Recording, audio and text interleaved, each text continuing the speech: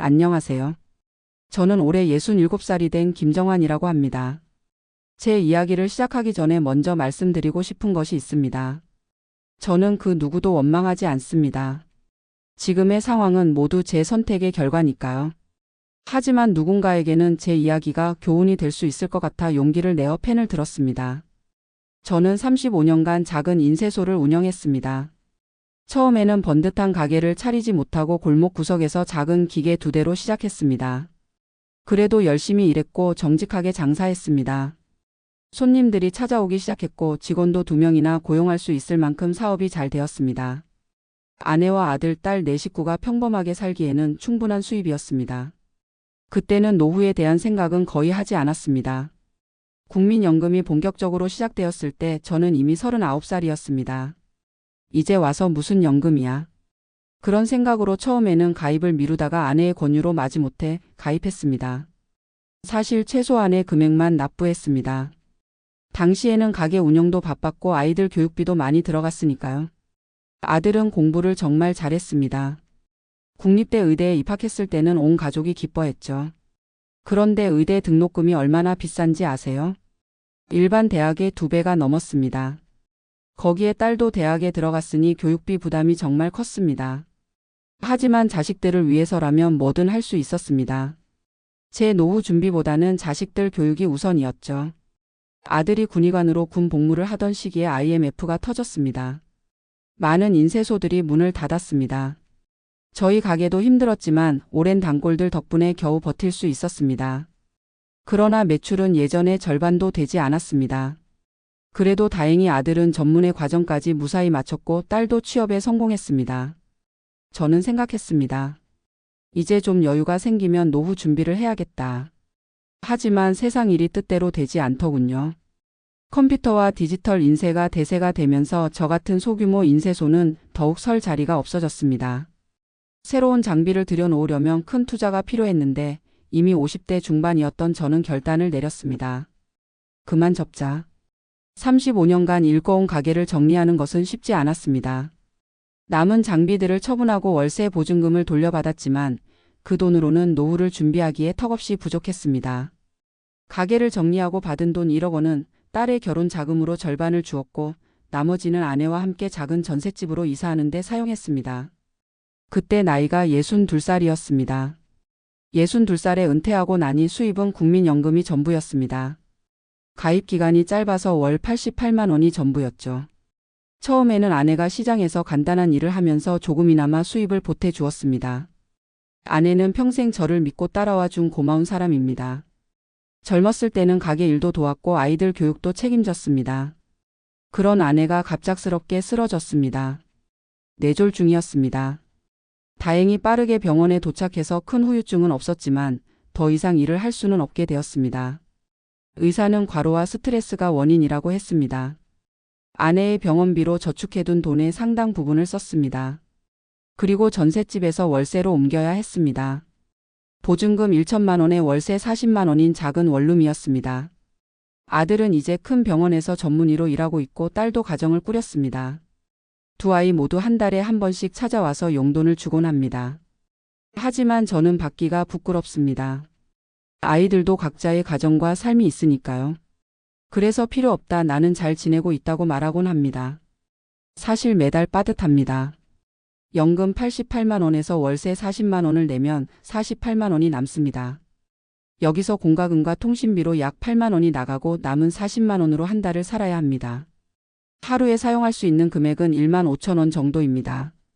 아침은 간단하게 라면이나 계란 프라이로 해결하고 점심은 복지관에서 3천 원에 제공하는 경로식당을 이용합니다. 저녁은 대부분 집에서 간단하게 김치와 계란찜, 시금치 나물 같은 것으로 해결합니다. 주변에는 저보다 더 어려운 분들도 많습니다. 그래서 저는 제 처지를 한탄하기보다는 감사하며 살려고 합니다. 복지관에서 만난 박 선생님의 조언으로 기초연금을 신청했습니다. 국민연금 88만 원을 받고 있다 보니 기초연금은 9만 원만 받게 되었습니다. 그래도 없는 것보다는 낫죠. 여기에 복지관에서 소개해준 노인 일자리 사업에 참여하게 되었습니다. 한 달에 30시간 활동하고 27만 원을 받는 공익형 일자리입니다. 주로 아파트 단지 내 화단 가꾸기와 청소를 담당하고 있습니다. 나이 들어서 하는 일이 힘들긴 하지만 그래도 무언가 할 수 있다는 것이 감사합니다. 이렇게 기초연금 9만 원과 일자리 수입 27만 원이 더해져 매달 124만 원으로 생활하고 있습니다. 월세와 공과금을 제외하면 약 76만 원이 남습니다. 하루에 사용할 수 있는 금액이 2만 5천 원으로 늘었네요. 아내의 병원비가 많이 들지만 다행히 의료급여 2종 수급자로 선정되어 부담이 줄었습니다. 그래도 매달 약값으로 5만 원 정도가 들어갑니다.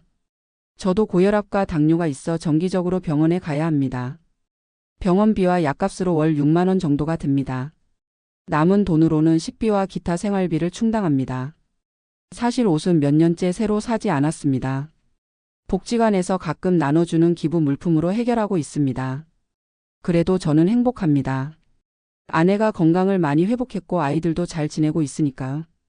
다만 가끔 후회가 밀려올 때가 있습니다. 왜 젊었을 때 조금이라도 더 노후를 준비하지 않았을까? 왜 국민연금을 최소한으로만 납부했을까? 왜 가게가 잘 될 때 조금이라도 더 저축하지 않았을까? 하지만 후회해도 소용없다는 것을 알고 있습니다.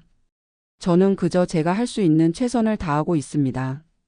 요즘에는 복지관에서 하는 무료 프로그램에 참여하며 시간을 보냅니다. 서예 교실이 제일 좋아요. 붓을 잡고 글씨를 쓰다 보면 마음이 편안해집니다. 노인 일자리 활동이 있는 날은 새벽 5시에 일어나 준비합니다. 활동이 없는 날은 아내와 함께 근처 공원을 산책합니다. 병원에서는 가벼운 운동이 뇌졸중 재발 방지에 좋다고 하더군요. 아내는 말은 없지만 제가 생각했던 것보다 훨씬 강한 사람입니다. 한 번은 제가 우울해하며 미안하다고 했더니 아내가 웃으며 대답했습니다. 뭐가 미안해요? 우리는 행복하게 살았잖아요. 자식들도 잘 키웠고. 그 말에 눈물이 났습니다. 아내는 계속해서 말했습니다.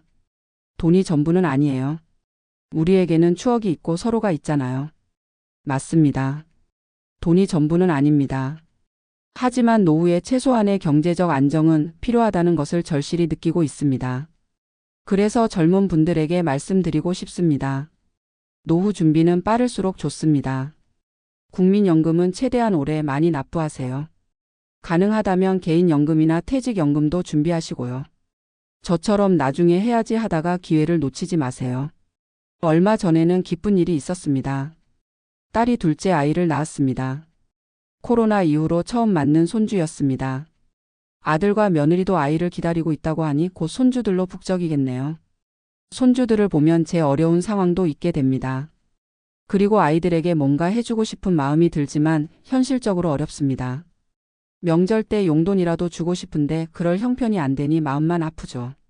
그래도 저는 감사합니다. 적어도 저는 연금이 있고 일할 수 있는 건강이 있으니까요.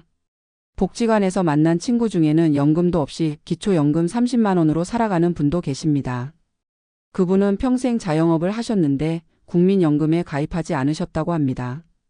지금은 영구 임대 아파트에서 홀로 생활하시며 복지관 급식과 기초생활수급비로 근근히 살아가고 계십니다. 제가 그분에 비하면 훨씬 나은 형편이죠.